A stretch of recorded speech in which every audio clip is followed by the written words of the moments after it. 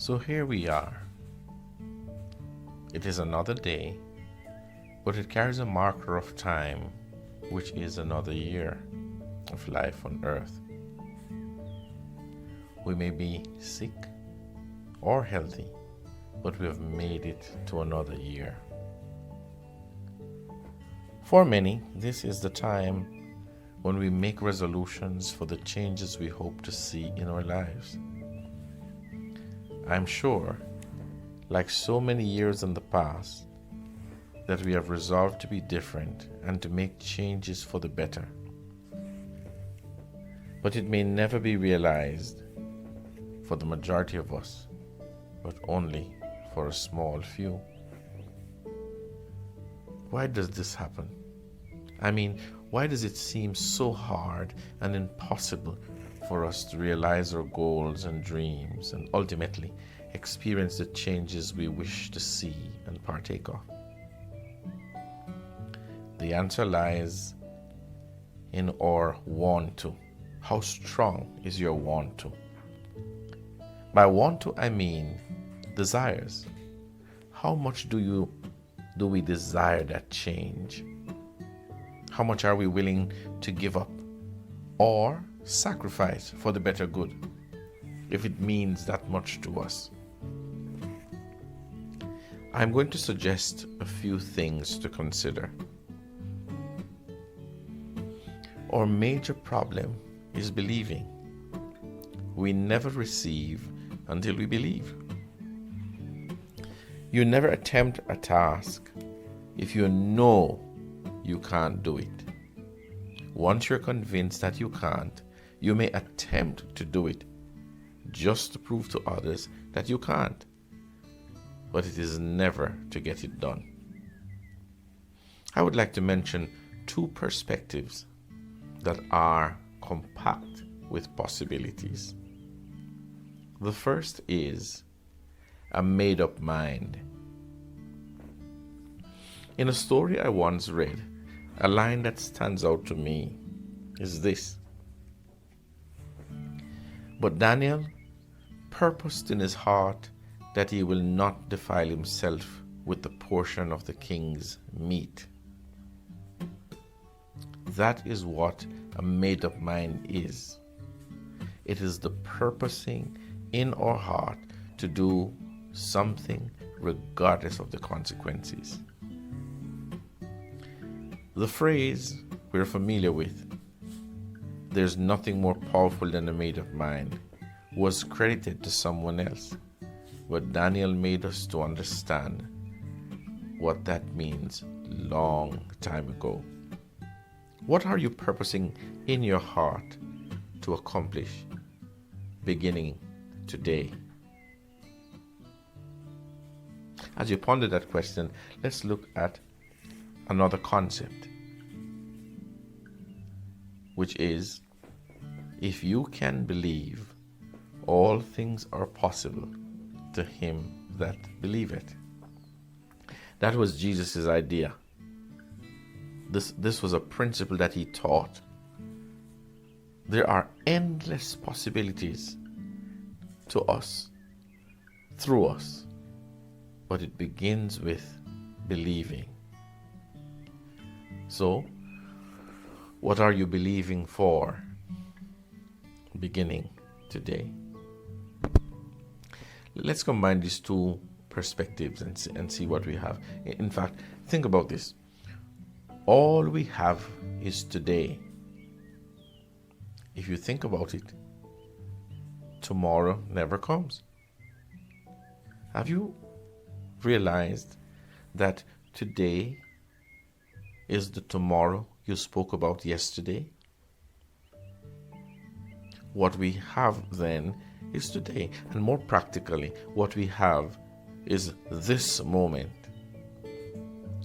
What is your goal and vision for your life? What improvements and betterment are you expecting? It all begins with this moment and the choices you make at this moment. I've examined and looked at the probabilities of our lives. I mean, I see the effort we put into learning, the amount of books we've read and studied just to get a degree, the endless hours,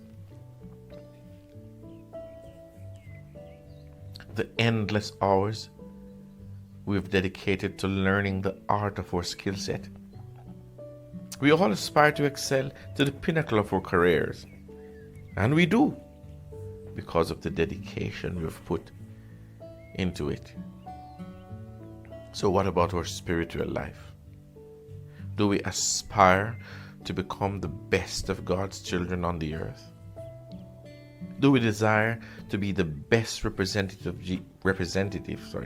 Do we desire to be the best representative of Jesus in the world?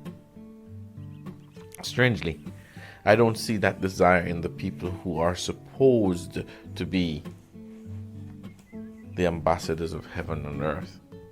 And why is this so? Well, I think it begins with a lack of understanding of who we are. We have been made to be ambassadors of Christ. But who is an ambassador? An ambassador is one sent from one country to another country to deal with or represent the affairs of his country in the country to which he was sent. An ambassador then cannot get involved in the politics of the country in which he is sent, or any other affairs except as it relates to that of his own country. If that ambassador gets distracted and gets involved in anything outside of his portfolio, then it would be a breach of his ambassadorship, and he would be immediately recalled and would cease to be an ambassador. Could it be that we have all breached our ambassadorship by our involvement with other things and other affairs that is not of our own country, the country we are represented in this world? In the spiritual realm, who do you see yourself to be? A sinner seeking for salvation every day? One that sins and confesses, hoping for forgiveness? Or do you see yourself as a child of God, having God's divine nature and being made a new creation in Christ Jesus? Based on your assessment of yourself, your life will reflect your belief, and you will only grow up into what you're believing. You can never be surprised then at your accomplishment of remaining stagnant and not growing spiritually, because you never aspire in that realm of spiritual growth, since you were never taught that you could grow spiritually. All this because you see yourself as a sinner, so all you live for is to sin and confess. One person told me that the church is an hospital for people who are sick with sin, and that he must go to church because he is full of sin and needs to see Dr. God constantly. Is this your perspective? Have you ever read the Bible truth that we have been delivered from and set free from sin? That sin shall not have governance and rule over you because you're born again and made a new creation? Are you aware that he that is born of God doth not commit sin, and that he cannot sin because he is born of God? That he that sinneth is of the devil, and that for this cause was the Son of God manifested, that he might destroy all the works of the devil, which is sin. I am sure for most people to hear such declarations as I just made, is comparable to blasphemy. And why is this so? It is because we never listen to God personally. We never read the Bible personally. We always listen to others say what God says. We only hear or read what we're told to.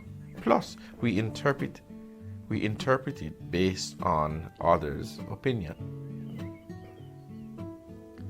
If we are children of God, then we should be growing up in the image of God. Don't you agree?